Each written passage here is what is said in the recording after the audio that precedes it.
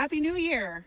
I'm Red Wolf with Nature's Backpack, and I thought I'd take you out on this beautiful, crisp New Year's Day and see what kind of tracks we'll find on our way out.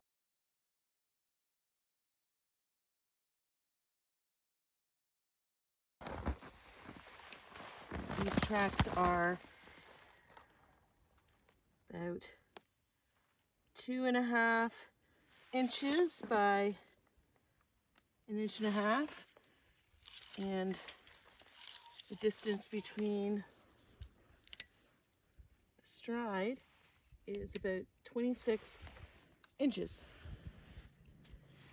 And you can see that there's actually 2 tracks in this one, 2 prints in this one, and 2 prints in this one. When an animal puts one track into the other, it's called direct registering. And if I look through my cards, see if I can find one that looks like it. There's one.